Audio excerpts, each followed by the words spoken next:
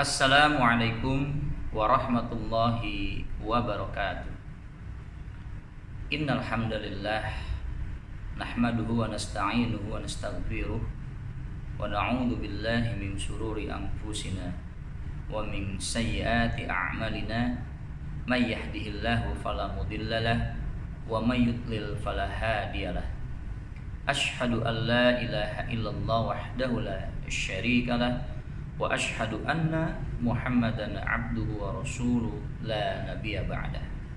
Amma ba'd.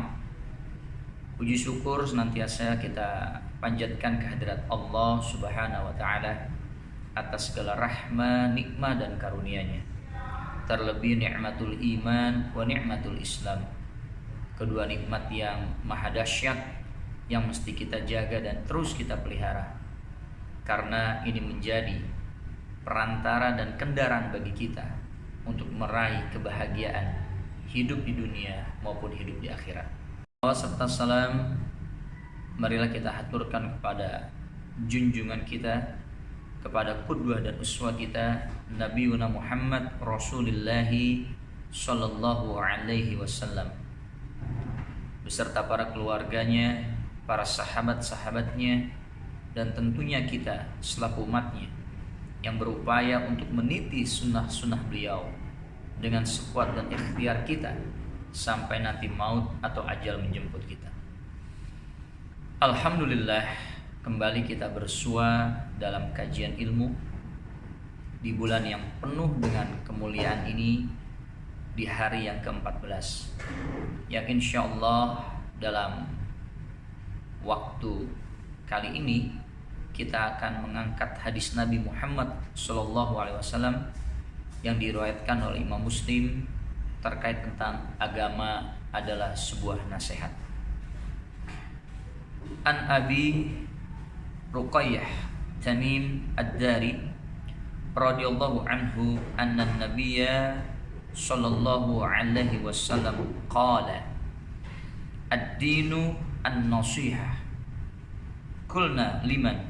Qala lillahi wa li kitabihi wa li rasulih wa li a'immatil muslimin wa ammatihim. Rawahul Bukhari wa Muslim. Dari Abu Ruqayyah Tamim bin Aus Ad-Dari bahwa Rasulullah Muhammad sallallahu alaihi wasallam bersabda, agama adalah nasihat. Para sahabat pun bertanya, untuk siapa ya Rasulullah? Rasulullah pun menjawab, untuk Allah, kitabnya, para imam kaum muslimin, dan seluruh umat Islam. Inilah hadis yang menerangkan kepada kita bahwa agama adalah sebuah nasihat. Redaksionalnya memang sangat pendek, tapi mengandung inti dan pelajaran yang amat sangat dahsyat.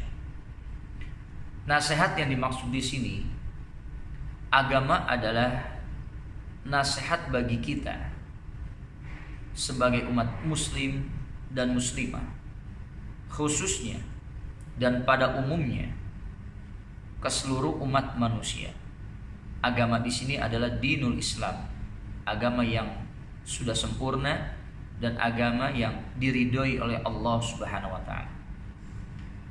Nasihatnya adalah nasihat untuk seluruh manusia, wabil khusus untuk kaum muslimin dan muslimah. Nasihat tentang apa? Pertama, nasihat yang terkait tentang Allah Subhanahu wa taala. Maksud dari nasihat yang terkait tentang Allah Subhanahu wa taala yakni nasihat agar kita, nasihat cara untuk kita beriman kepada Allah Subhanahu wa taala. Dalam pertemuan sebelumnya sudah dibahas terkait tentang makna iman, yakni meyakini di dalam hati, terpatrikan, tidak tergoyahkan, mengucapkan dengan lisan dan mempraktikkan dalam perbuatan akan adanya Allah Subhanahu wa taala dan tidak menyekutukan Allah Subhanahu wa taala dengan sekutu apapun jua. Inilah penting. Inilah nasihat penting terkait bagaimana kita meyakini, bagaimana kita betul-betul menjadikan Allah satu-satunya zat yang bersemayam di hati kita. Terkadang di zaman sekarang ini gampang orang berkata, saya beriman kepada Allah, saya menyatukan Allah satu-satunya di dalam hati kita. Tapi ketika pada situasi tertentu, kita di saat sibuk bekerja, di saat bertemu dengan klien, gampang mengukurnya. Ketika azan berkumandang, apakah kita dahulukan sholat atau mempending kegiatan sholat kita untuk mendahulukan kegiatan-kegiatan bekerja kita atau pertemuan kita dengan klien.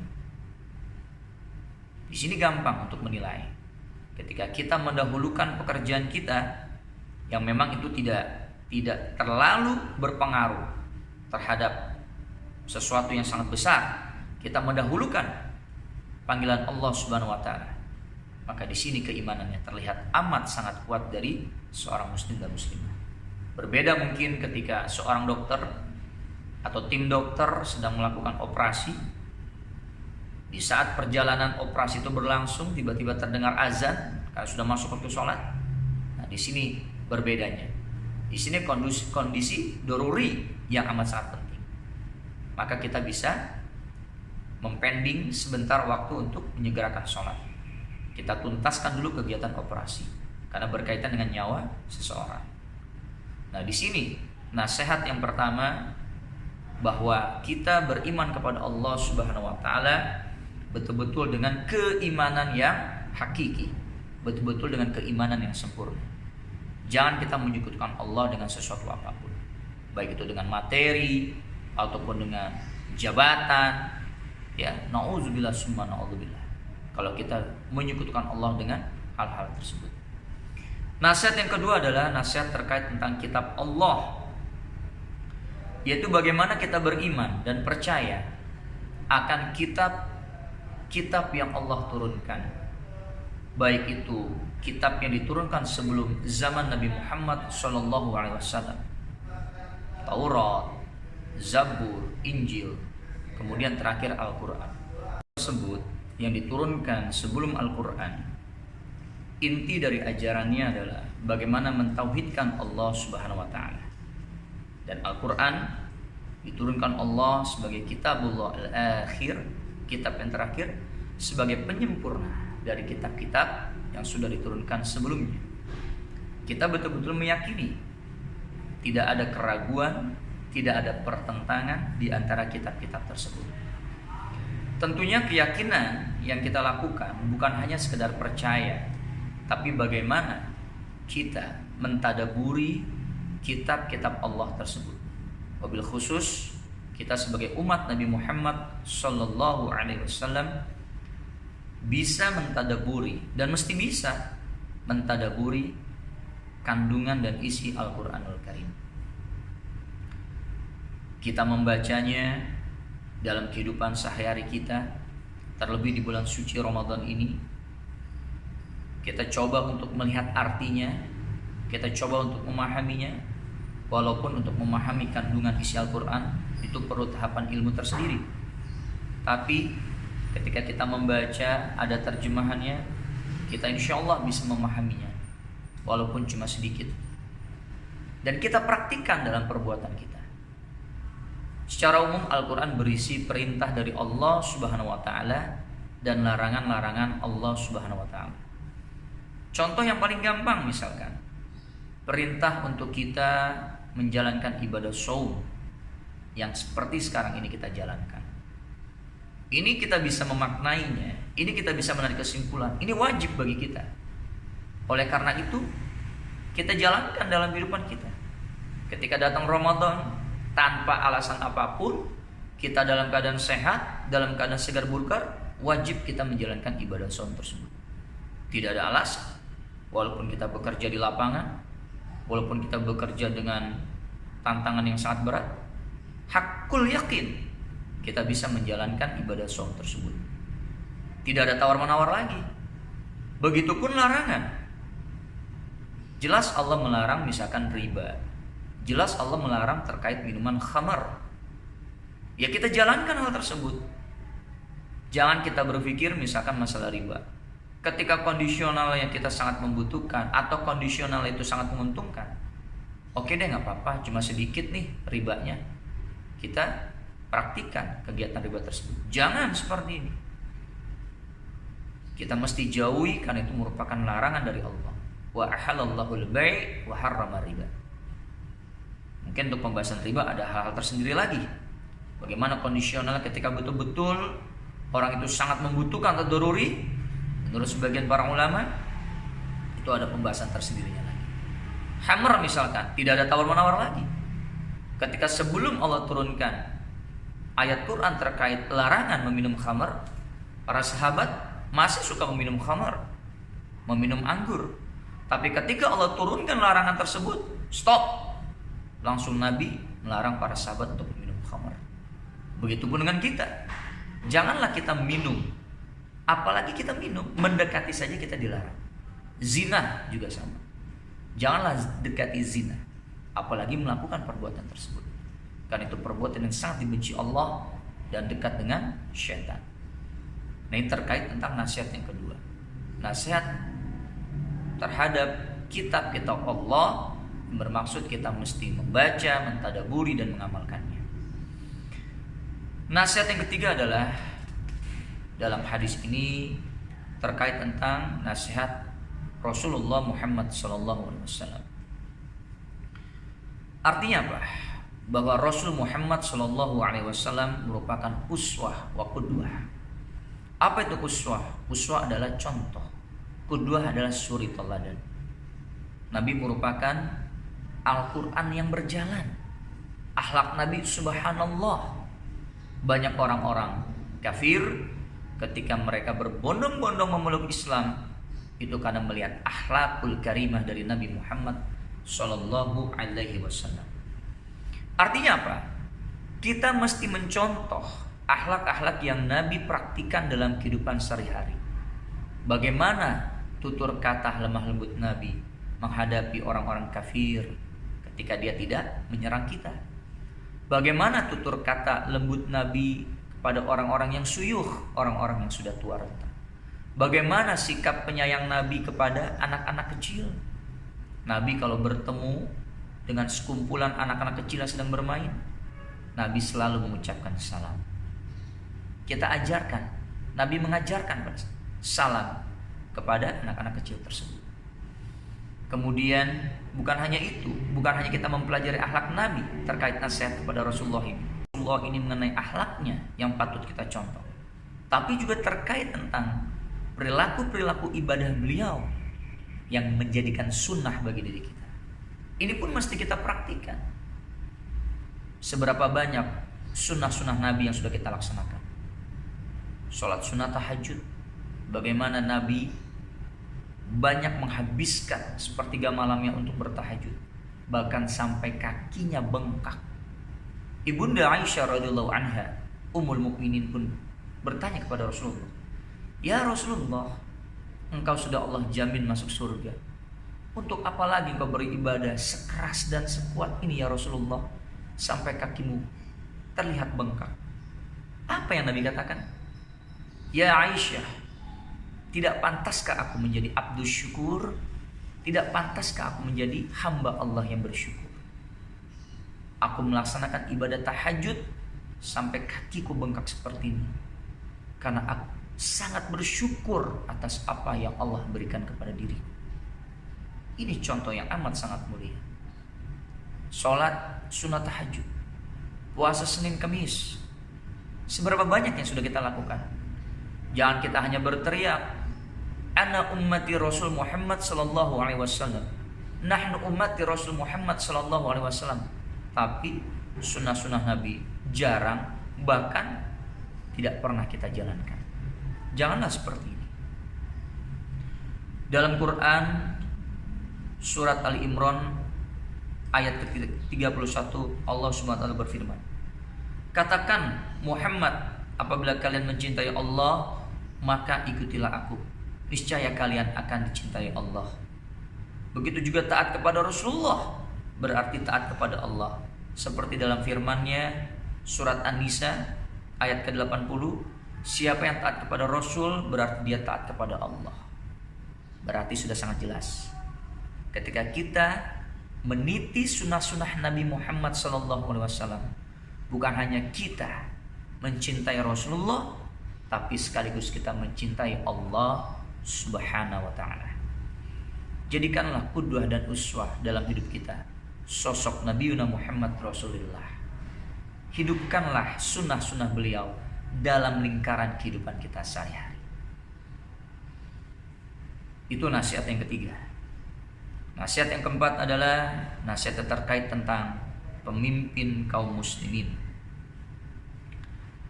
Pemimpin kaum muslimin dalam hal ini misalkan pemerintah, itu merupakan pemimpin yang wajib kita taati. Hal ini sesuai dengan Quran surat An-Nisa ayat yang ke-59. A'udzu billahi minasyaitonir rajim. Atiullaha wa atiur rasul wa ulil amri minkum.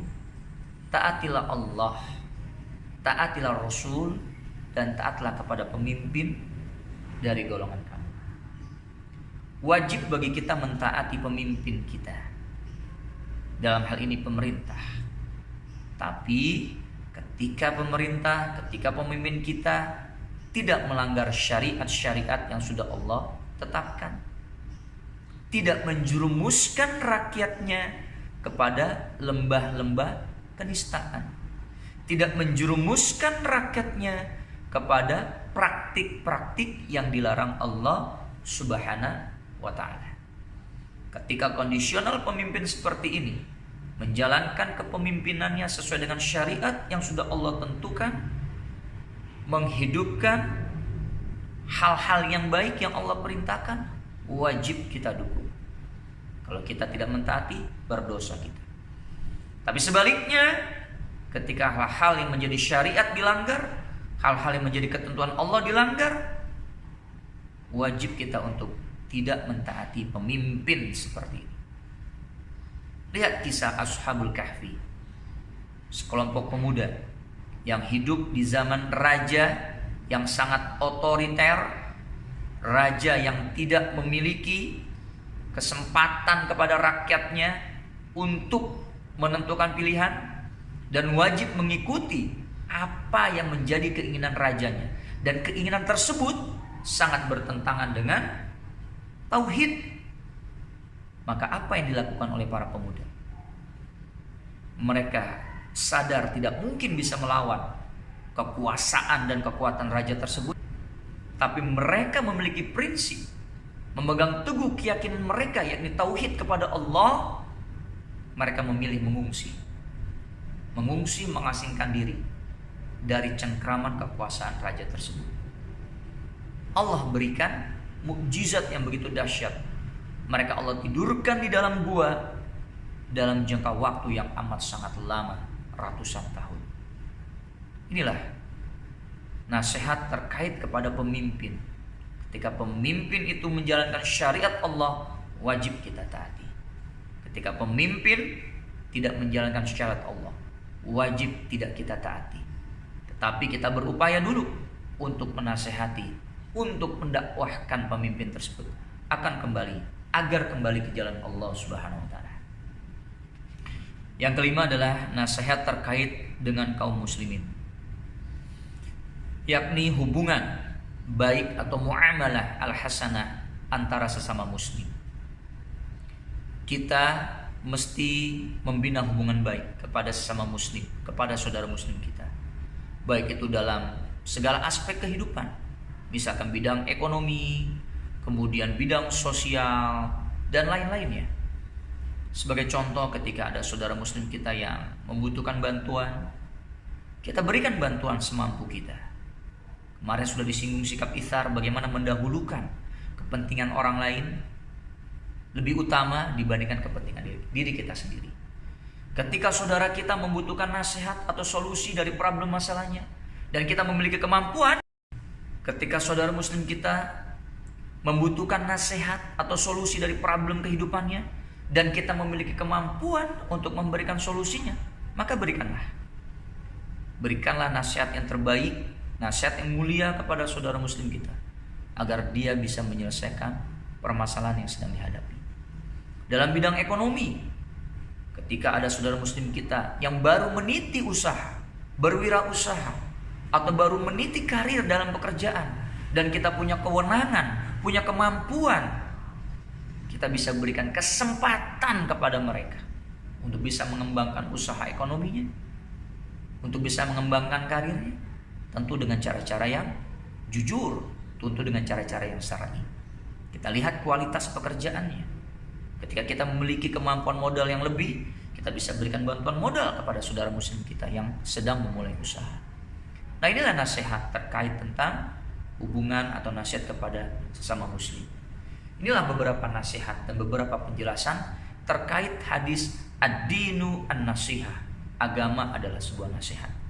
Ketika kita mengaplikasikan, mempraktikkan kandungan dari isi hadis ini, insya Allah kita beragama bukan hanya sebatas titel, bukan hanya sebatas slogan, bukan hanya sebatas tulisan di KTP kita, tapi kita beragama untuk membentuk pribadi kita menjadi pribadi muslim yang berkualitas. Mudah-mudahan yang sedikit ini ada manfaatnya, dan yang paling penting kita bisa praktikkan dalam kehidupan sehari-hari. Kurang lebihnya mohon maaf. Wal afu minkum. Wassalamualaikum warahmatullahi wabarakatuh.